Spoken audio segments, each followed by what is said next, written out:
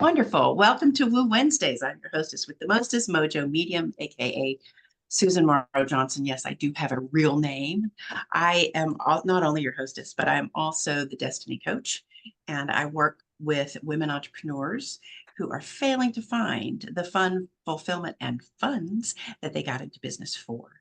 And I do this with seminars and workshops and one-on-one coaching that provide my signature program in choosing your destiny. We start with the connection with your guides, and we wrap up with manifesting how to manifest what you have chosen out of this process. So it's very exciting and very fun and very fulfilling for myself, actually. So that's what I do. That's me. And actually, I have to say that I've been working on my introduction like that. In networking, we call that your elevator pitch or your elevator speech or something. Oh, there's Angelia. Awesome. Um, so we call it that. And that's kind of what I've been working on, but I haven't been working on it very hard because I've been really busy. So tips, pointers, etc. would be welcome. Put them in the chat, put it in the comments in the replay. That'll be great. All right, so let's get started. Today, I'm going to talk a little bit about, and I know I've recently talked about this, but it is such a good topic for everybody. And I want to clarify some things. So what I'm talking about is what we call the divine feminine. And it does not have to do with women or females. It has to do with energy and values. And so around the turn of this century, believe it or not, I was already feeling a shift with more of the divine feminine coming in. I literally have been talking about it for that long. With the what I call the reemergence of the divine feminine. And I want to clarify some of that, but I'm going to start with what it's kind of meaning in the beginning and then what it's going to mean later. Does that make sense? Okay. So what I started noticing it in was marketing, because I've been self-employed since 1999, 25 years. Thank you very much. And I noticed that marketing was working better with relationship marketing, networking, talking to people, connecting, that kind of thing. And now relationship marketing is nothing new. It's been around a long time, but it's become a lot more prevalent now. And it certainly is what works for me in my business.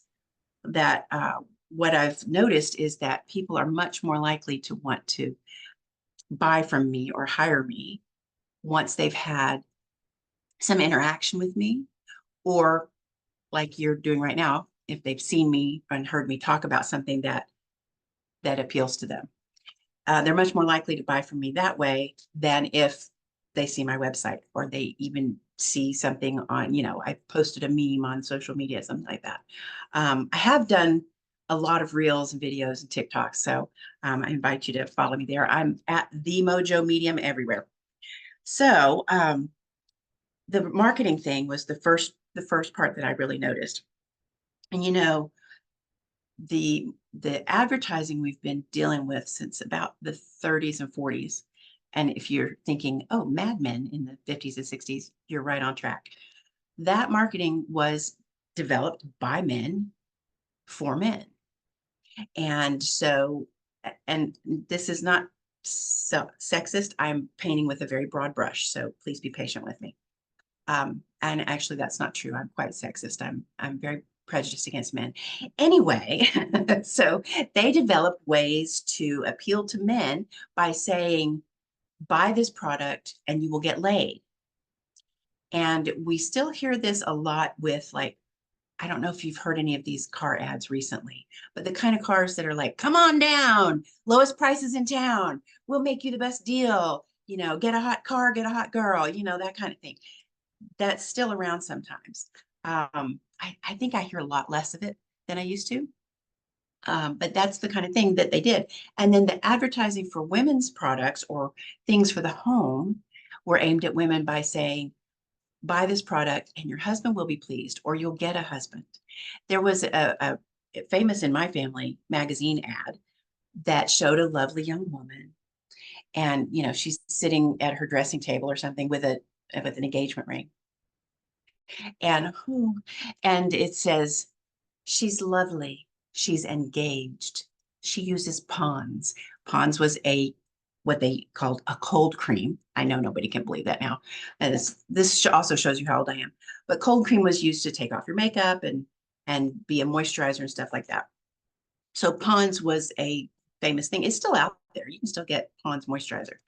So she's lovely. She's engaged. She uses Pond's. So what is this telling you? Come on, ladies, use Pond's and you'll be engaged too. You'll be lovely too. You need to get a man, and that's what this is about. You have to have a man. So it's all about that. Now, in our family, of course, being a bunch of comedians that we are, it became she's lovely, she's engaged, she uses Pond's, she's too big for bathtubs. Anyway, so I think it's cute. So that's the kind of advertising that has been brought down through the 20th century. And I've started thinking about this recently, just recently. Centuries ago, it was much more relationship oriented. I mean, and it was word of mouth oriented. So like if you had the best ale in town, people would talk about it. If you went to a fair with your ale, you would go around and go, hey, you want to try my ale? It's the best. It's really good. Try my ale, right? Or your wool or your hay or whatever it was that you were selling. Who makes the best cake? Oh, okay, yeah, there's Dan the baker down the road. So it had to be. And people did start coming along with, clever ways of getting their stuff out there, giving samples and stuff like that. And so that was the earliest kind of marketing kind of thing. But what we've had for the last century or so has been this divine masculine kind of selling. And now we're not doing that. Now well, that's not true. It's still here. But now we are much more likely to be involved in relationship marketing and word of mouth. And, that works great for me. And in the early 2000s, that's exactly what I was doing. And I was in a networking group that gave me 90% of my business over about 4 or 5 years. I mean, it was that effective. And we could talk about networking. I know about networking. And it's not about your quotas of how many one-on-ones you had or how many referrals you gave or anything like that. That's all very bro networking. Okay. It is about building relationships. Now then, back to the topic at hand, because I could definitely go on about networking. So more recently, I have noticed something. In spite of this, and there's lots of evidence about the reemergence of the divine feminine. In spite of this, it still holds true that the majority of CEOs in the corporate world are still men. I think in the Fortune 500, it's like 3% women and maybe 8 or 9% men of color. And that's it. The rest of them are what my Scottish friend Angela Day calls pale, male, and stale. And so there's a good thing about white men, which I'll get to also. Okay, so what hit me about women not being CEOs is not only that they are not given the opportunity. That is definitely a part of it. But it occurred to me that a lot of women don't want to do that. It's not that we can't, because certainly we can. I can do it. I say that with very, very all humility. It's not that we can't, and it's not only that we're not given the opportunity. It's that we don't want to do that kind of work. We don't want to be in the masculine heavy world. I mean, we've done it, and y'all are younger than I am, and I don't know about who's watching, but in the 80s and 90s, I was in corporate, and we wore skirt suits that were kind of they just looked kind of like men's clothes, men's suits, but just feminized a little bit. And everything was according to the way that men do business. And so now we're finally starting to go, hey, you know what? I don't like doing business that way. I don't like just filing reports and towing the line and making my quotas. I want to talk to people. I want to connect with people. I want to serve people. I want to help people. And as a CEO, unless you're a CEO of a nonprofit, you're probably not getting any of that fulfillment. So I think that's very, very interesting. Okay. A little bit more about divine masculine, divine feminine as a description. Like I said, this is not really about men and women, although most men, or at least a slight majority, tend to have more of the divine masculine values and activities and desires, and a good majority of women tend to have more of the divine feminine. But if it's a spectrum, you've got over here, this is divine masculine. This is how you can remember it. So over here, you've got the most manly, masculine caveman thing. Okay, so over here, you've got build and destroy, build and destroy, build and destroy. Okay, and over here, this is the most womanly, woman, feminine, mommy, everything. Okay, and over here, we've got cry and hug, cry and hug, cry and hug. Okay, so I think we might have to change the names of these things just to help people understand that it's not about men and women. So that's the spectrum. You've got build and destroy and cry and hug. And in between, you've got all of it, the mixtures of all of both of these mixed in all the way across. And we're all somewhere on that spectrum all the time. And we may move around. You know, when I was in the corporate world, of course, I had to live over here towards the build and destroy part. When I had little children, I was raising them. I was a lot of times over here in the cry and hug part. There's a lot of crying and hugging when you have children. Uh, so that this kind of is a good way to look at the type of energy and the type of values that I'm talking about. So with the reemergence of the divine feminine, or the cry and hug part, that means that in the future, there will be greater equality. There will be more different ways of doing things, more relationship marketing, and other ways of interacting with people that are different and that are good, you know. And I'm not saying that the corporate way is all bad, because nothing is all good or all bad. I can think of a couple of people, but no, that's okay. So having new and different ways is a good thing, especially if they're good, new, and different, not just for the sake of being different or new, but for the sake of everybody getting to play. Okay.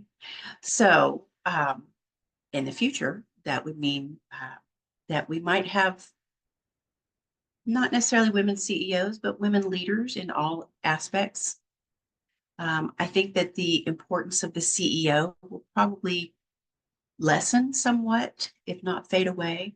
Um, you know, our religions are very divine masculine. And it's ironic because I don't know much about other religions, but I was raised Christian. And it's ironic because Jesus espoused feminine values. He was all about sharing and caring and nurturing and helping and supporting and community and all of that. And that's the good stuff that I took out of religion. Now that I'm post-religious, I took that along and said, yeah, I like that part. I like that part a lot. And that's all divine feminine stuff. That's the hug and cry stuff. So as this is coming back up, and I'm seeing it everywhere, I'm seeing it in all aspects. I mean, remember the Me Too movement? Remember the oh gosh, Brittany Griner, the women at the Olympics. There's a recent book that may have been turned into a movie. It was a memoir about a woman who served as an army nurse in Vietnam and came home and discovered that even the government said there were no women in Vietnam. So they didn't get any recognition or appreciation. I mean, it was bad for the male veterans, definitely horrible when they came home from Vietnam. Um, um, but for the women, it was really hard. And so all of these women are just coming to the fore more and more and more. And for me personally, what I'm encountering is, and you know, I just had one-on-ones with almost 200 people when I was working on this project, and almost all women. And almost all of us are teachers, and healers and guides. We've all come into this time of humanity to help humanity grow into this new paradigm. And it's a really exciting time, especially because all of us who are teachers for this time and guides are, there are lots and lots of us, because no one person can really guide everyone. People are not going to understand the messages that they need from just anybody. Everybody's going to align with somebody, or maybe with 3 or 4 or 5 somebodies. But, you know, Oprah's probably the closest to someone who can influence millions of people. The rest of us, we do what we can to help humanity to rise up. So I'm excited about that, really excited about that. And I've also been thinking about, 1 second, I wrote something down this morning. Oh, Angelia went away. She came back. Hold on. I wrote something down that I thought was good. I thought it was good. What did I write down? Hold on. Okay. This is me and my ADHD. Me and my ADHD. Da, da, da, da. Okay. It was something about masculine, feminine. That's okay. All right. So what does this mean for you personally? Well, you may actually be thinking, MoJo, you're off your rocker. I'm not seeing any of that. All I'm seeing is a lot of hatred and disjointed miscommunications, people being angry and upset, and things are going badly, and rights are being taken away, and so forth and so on. Yes. So let me address that, because I feel like it is important. The upheaval we've been experiencing since, golly, it may have started with 9/11. We fought over that war about going to Iraq and all of that. It may have started with the stock market crash in 2008. But whatever the catalyst was, we're getting what is just pushback. So as we're getting into the Me Too movement, for example, which was now 7 years ago, there are going to be people who say, not all men, it's Black Lives Matter movement. People go, all lives matter. Right. Okay. You recognize that it's Black Lives Matter. It's not Black lives are better than yours. It's just that Black lives have not mattered. And I really think it should be Black Lives Matter too, just to make it clear to those people who go, all lives matter. I'm sorry. If you're one of those people, I apologize. I hope you understand a little more from what I just said. So the pushback against those things are people who are not ready to change yet. They don't like the feeling of something new because it differs from what they're used to. And our subconscious brain, it keeps us safe by keeping us in what's familiar, whether we like it or not. Whether, you know, let's say that there's, let's just use an example of a housewife who's never had to work and never wanted to work, you know, and she's taken care of by her husband, and he makes the decisions, and that's all very good. And this was really common, you know, 50 years ago. There's a lot of women like that. So that woman that I just described may vote against her own interests because she's in what is familiar. This is the way her life has been. This was the way her mother's life was, and she's happy with it. Or even if she's unhappy with it, this is how it is, and it's supposed to be. And anything different is frightening. And so that's just the way our brains work. So that's where the pushback's coming from. I mean, we expect it from some men, but that's why some women also push back. And it's going to take a while, but they will get to the point where they're like, oh, well, this is nice. Yeah, it is nice. Not everybody. Most of us, I believe most of us will get to a place of greater peace and prosperity, and just a happier humanity. Ooh, I need to write that down, happier humanity. So I wanted to share that with you to help explain kind of what's going on. And I didn't talk about how I know this And I think that probably it doesn't matter. Most of it's divine downloads. Some of it is studying social sciences. And some of it is just knowing. I am claircognizant after all. That means just clear knowing. So I hope that if you feel like you want to be a part of this improvement movement, damn, um, that it's a good idea to start exploring it for yourself. Maybe you're one of the teachers who's meant to be helping others. If you feel inspired, if you feel like, yeah, this fits for me, it feels right, it resonates, then I don't know. Get a destiny diagnostic with me. It's free. We could just have a chat. You can email me at mojomedium@gmail, or you can go to the website mojomedium.com. It's right there, like, oh, my name. So okay, that's my lecture about that. That was a good long one. That was a good long one today. I welcome your questions and your comments, and let's explore some more. Okay, now then, I was just telling the people who are here that I'm going to start doing things a little differently. And one thing I'm going to do, whether I have a co-host or not, is I'm going to interview somebody because I love to interview people. So that's what we're going to do. So Tina, you are up if you're up for it. Would you like to be the interviewee? Sure. Okay, great.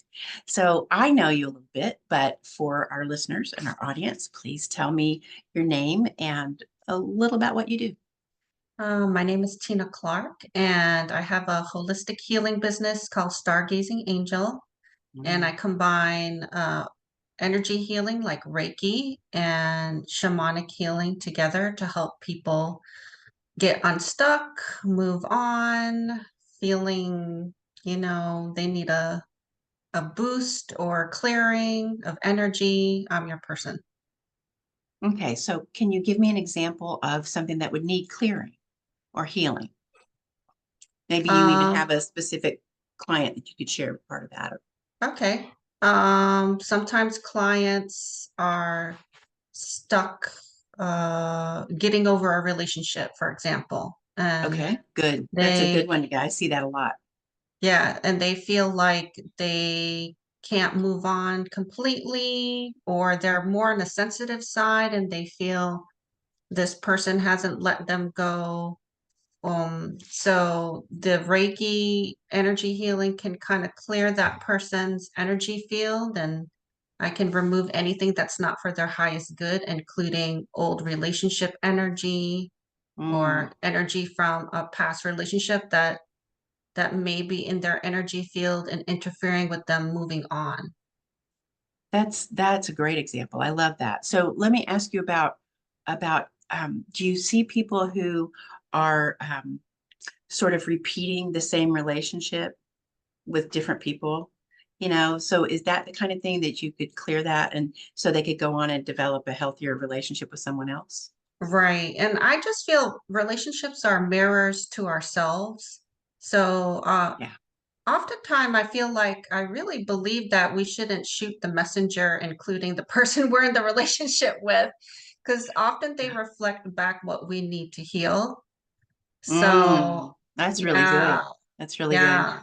Well, Relationships are super yeah, hard. they can be. They really can be. Yeah. And it's just hard to live with somebody. It's just hard to live with somebody. You've got your habits, they've got their habits. You eat on different schedules and what have you. It's tricky to integrate things. And um, maybe it's better if you get married younger. I don't know. Well, I did get married very young the first time, and integrating our living together was easier than later on. But you know what? I have an ex-husband. I've been married hundreds of times, lots of stories. But I have an ex-husband who I was his second wife, and he had been engaged 4 times, I think, at that point. And then he had another wife after me, and I don't know where he is or anything. But it occurred to me that what this is about what you said about their reflection of you, and um, that you'll keep getting that same reflection, right? So he said that his first wife, after, because I said, well, what happened? Because I need to know. And he said, well, she just changed after 2 years. She was just different. Well, it happened that in our marriage, he changed after 2 years. And I think that that was the case the first time around. So he's Mr. Wonderful, which anybody, a psychologist will tell you that anybody can hang on to that, hang on to a different behavior from their real true behavior for about 2 years. And then they can't do it anymore. And once that facade falls away, then you see the real person. And in my case, it was like, okay, bye. And that I suspect that happened with his first wife as well. And that was she was reflecting back to him. I was reflecting back to him. I'm not talking about what he reflected back to me, which obviously there was something. There was more than one thing. But what I was showing him and what she was showing him, he was not getting it. He was not getting that message or information that would have helped him heal. So I see what you're saying about that. Okay. So you mentioned shamanic modalities and Reiki. Are there any other modalities that you use?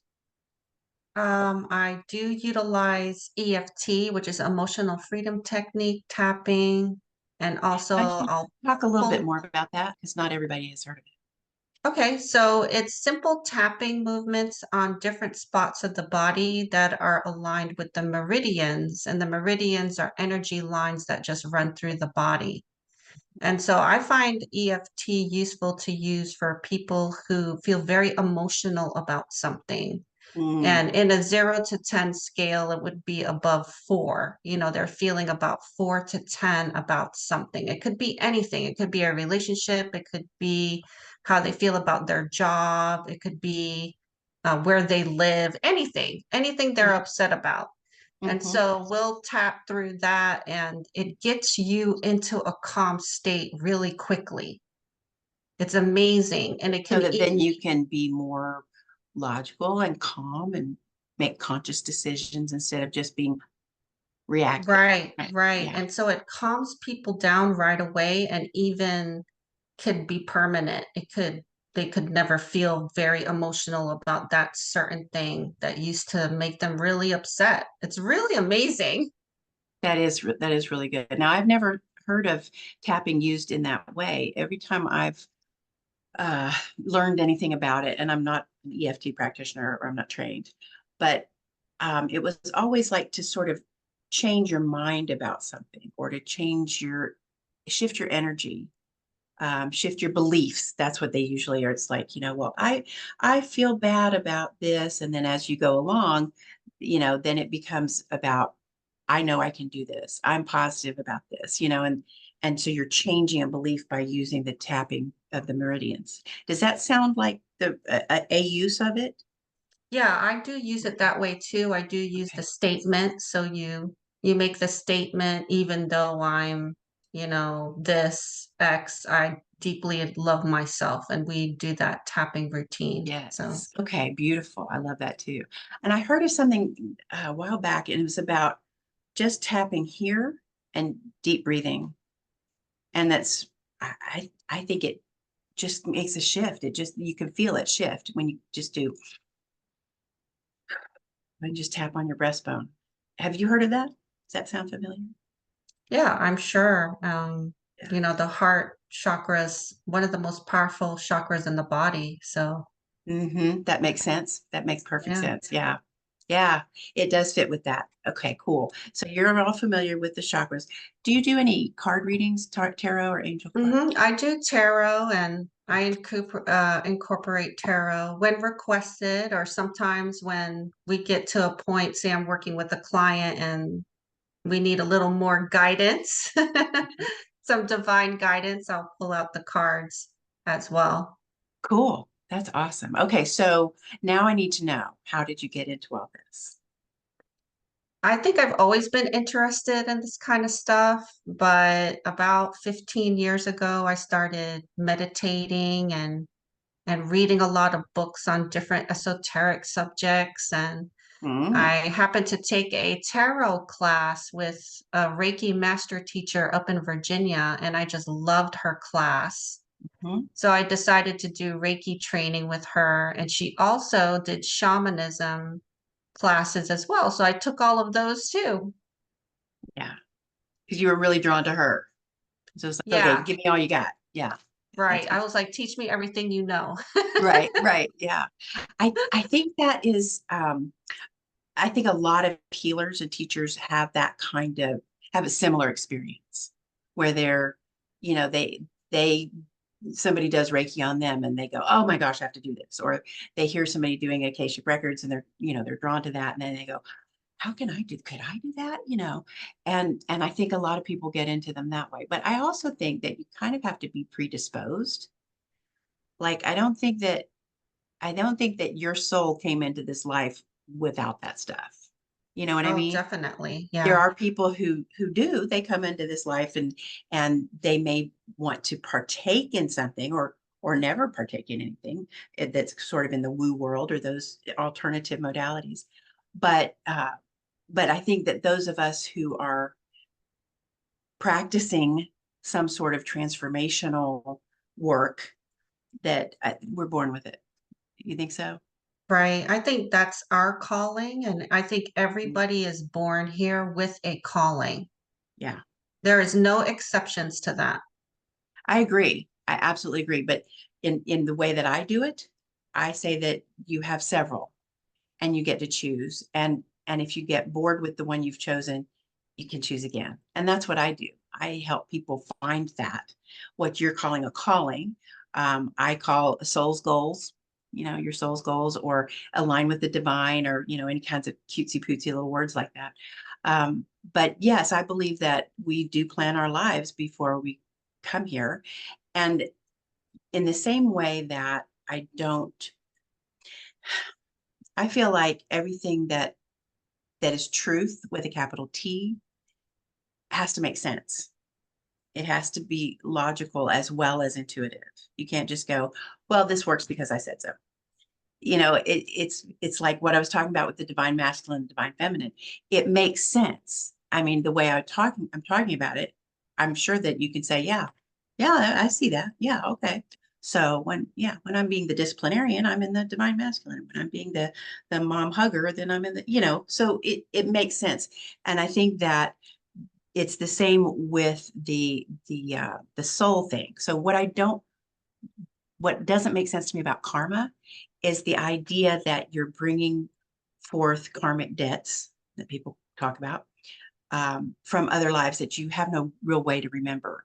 Now, if you think of it in the religion that it comes from, Hinduism, if you think of it that way, that is a way to explain suffering.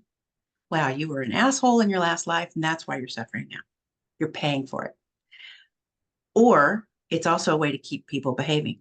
Well, now listen, in your next life, you want to have a good life, so you need to be good now, right? So it is a way of controlling the masses. It's also a way of explaining suffering, and it's useful as thinking and not feeling.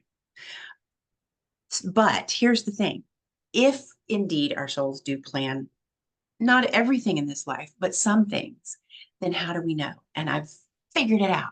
I broke the code. I got the message. And there's a 5-word message from all of us from our soul, and that is use your talents in service. And my whole thing is if we all used our talents, there would be perfect balance. So what I do with my clients is we dig into those talents along with a bunch of other spiritual stuff and some extra stuff. But we dig into those talents, and everybody has far more talents than they're aware of. So we dig into that, and then we figure out which ones light them up the most right now and put that together and go do that for money or not. And when I say service, of course, I mean not servitude very specifically, um, because you need to take care of yourself. We all know that. So if we all used our talents, it would be perfect balance. There's a great distribution of the kinds of talents that are needed in this world. Some people are really great at digging ditches and enjoy doing it. Some people are drawn to dentistry. Some people are painters. Some people are, you know, cooks. And and we all have things that we can share with others.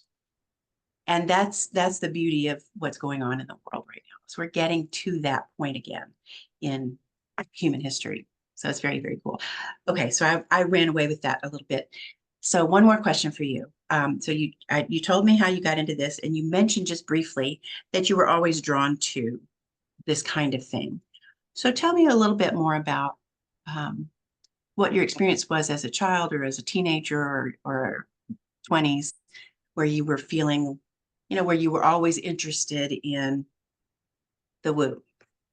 Yeah, so I was always interested in ghosts and the Mm, paranormal, which I still am. yeah, yeah, me too. And my dad knew that, and he bought me those Time Life books. Do you remember those Time Life books? And they had a book on UFOs and a book Yes, on Bigfoot or something like that. yes, yeah. And he bought me the whole series. So he knew that I was interested in that. And I would read books by mediums and go, wow, wouldn't it be cool to be a medium? Yes, Not yes. knowing that I actually had those skills too, those talents too. But But you obviously I thought it didn't have was a fascinating. Yeah, yeah, I didn't have a teacher or a family member to guide me growing up. So I had to right. find my teacher. My Reiki teacher pointed it out to me. And no accident that you found her, right? Because you had the calling to seek that out. And yeah, I was similar, less about UFOs and ghosts and more about magic and supernatural phenomena. Um, Now, I don't remember exactly how old you are, but were there any TV shows you liked as a kid that were about UFOs, ghosts, or anything like that? Oh man, it's funny. I wasn't really into the TV shows, Ah, you know? Like just what the books, though. The books are more it. Yeah, I'm a big reader, so I would read books. And I read books on paranormal for fun. Like that's my light reading. Yeah, I can understand that for sure. One of the books that my husband and I have our own tiny private book club. He likes to be read to, and I like to read aloud. So we've read dozens of books together that way. And we both read separately, but this is our little book club. And we read a book that I will recommend very highly.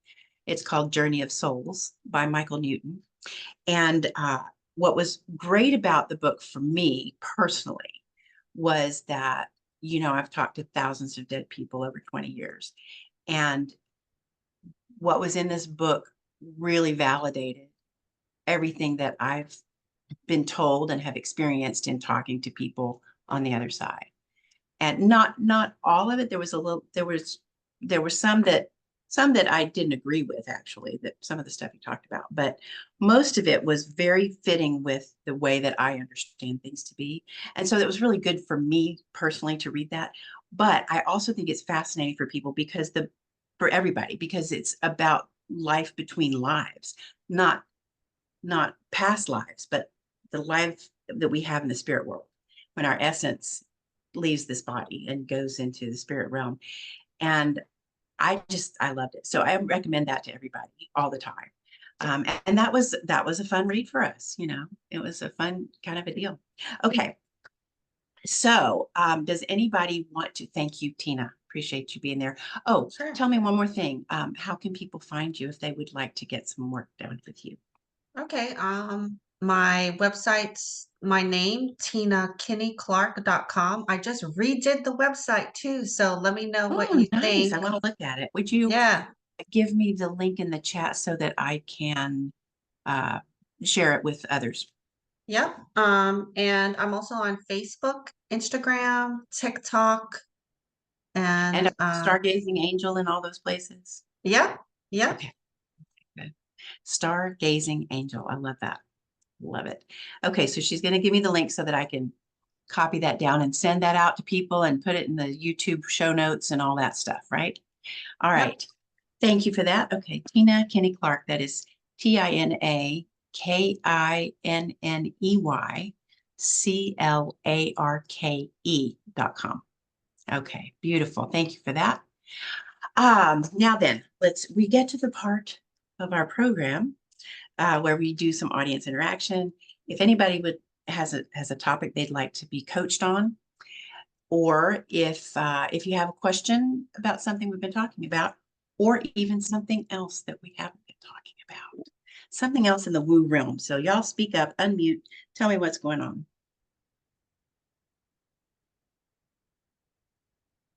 Don't be shy. Hit reply. Okay.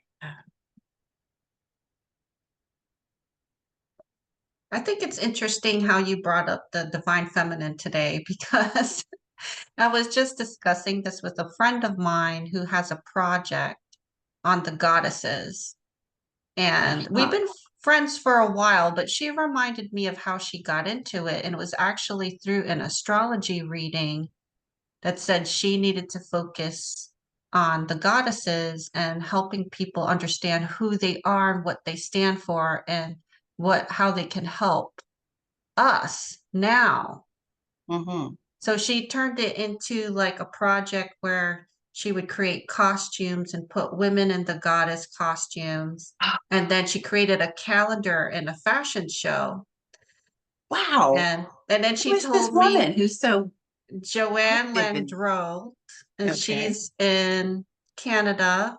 And it she said that people would come to the fashion show and go, "What is this about? Why are you doing this?" And she said, "Oh, there's a lot to this." Yeah. She's there to plant seeds, What a to cool way of yeah.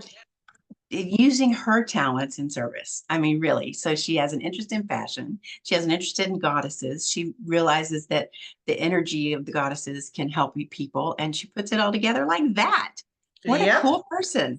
How brilliant is that? That's just beautiful. This is what we should all be doing. Get creative, people. Take your interests and your talents and what you're good at and what you enjoy doing and go do it. Go do it. Don't wait. Don't hesitate. So that was cool that you brought that up. I'm going to look up Joanne Landreau. I assume it's Landreau. Yeah, She's Canadian, so it's I'll probably send French. you her name. She Okay. has a French last name, so Yes, yes, exactly. Which I have no trouble with, but not everybody speaks a little French. So that's good. I will look her up. That's really cool. Thank you for talking about that. I mentioned earlier today on networking with you, I don't know if it was in our room that we talked about soul styles. I talked about the soul styles yep, that yep. yeah, yeah. Hmm. We were talking about that. And so that was my own archetype system. But I also did one that was, and all my stuff is divine downloaded. But one of the things that I did was I didn't do a fashion show. I just did a little ebook about the goddesses of manifestation. And and I mean, this was just totally, I would say it's totally made up, except I really feel like it was also divinely inspired.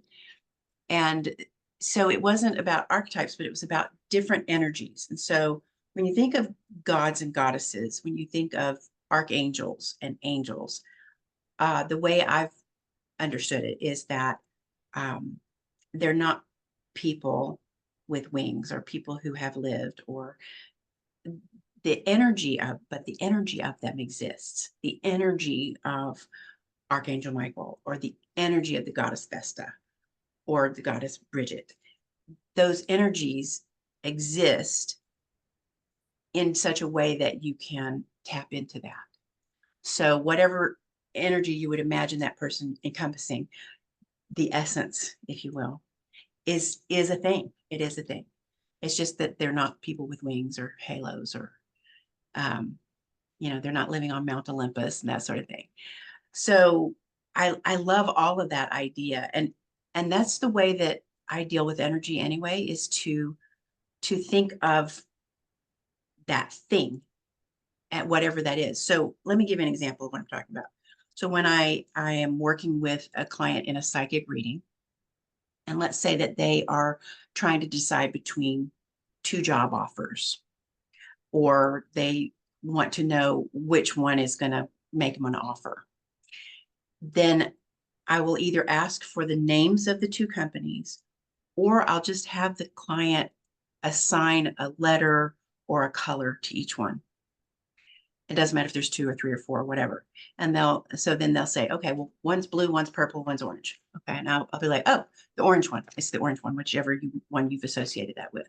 And and that's just tuning into that energy. That person who I'm connected with, that person has assigned that title of whatever it is to each of those entities.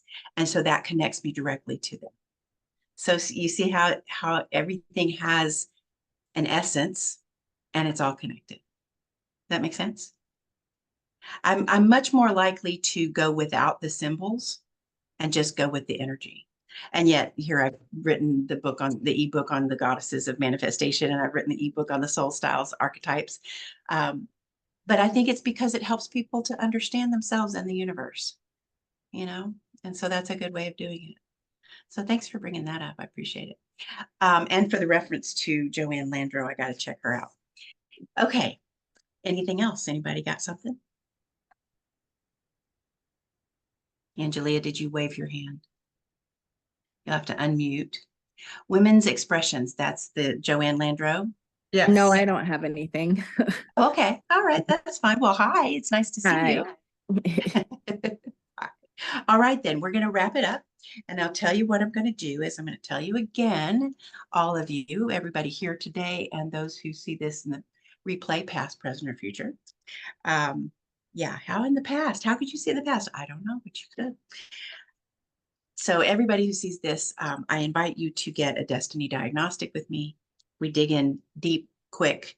It's a little 20-minute call, and we talk about your calling, your destiny, your choices, what you're doing here.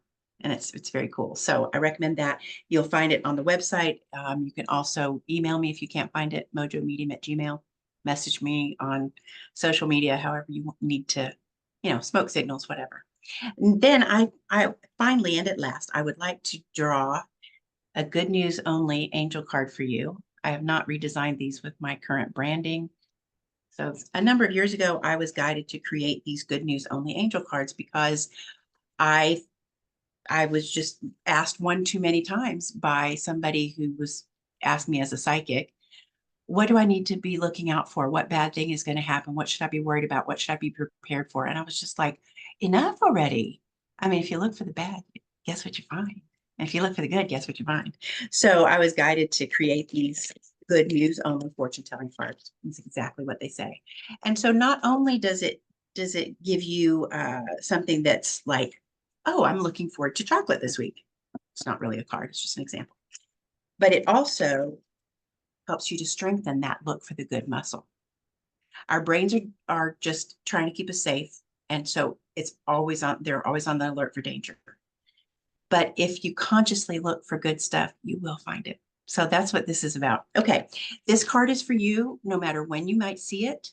So when you see this card, it applies to you the next few days to a week. See if you see this. Let's see what we've got here. Oh, sweets. Oh, that's funny because I mentioned chocolate. And here it is, sweets. Now, if you were you can take this at face value and go, oh, great. Maybe somebody's going to bring me a box of chocolates, or somebody's going to bring cookies to work or whatever. Or maybe you'll decide to break your diet and go get some Godiva chocolates.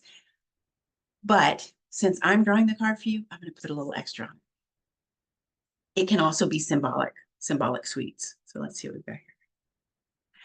Oh, now this is interesting because what I'm getting to go with this is not sweets like sugar, but sweets like SUITES. Like when you stay in a hotel that has, 2 rooms and a bathroom, like a suite. A suite can also mean a collection of something, like a dining room suite, often called a suite, or a suite of music. So let me see what this is about with the suites. It just, the first thing that came to mind when I got the word suites, SUITES, was a hotel. I mean, that's why I gave that as the first example of something. Oh, it's like a hotel where you've got a suite. That's so nice. Maybe you'll get upgraded or something. But then I'm like, okay, well, that can't be applied to everybody who sees this. And I do feel like there's a coalescence of similar things for you in the next few days to a week. And I think this is very, very philosophical.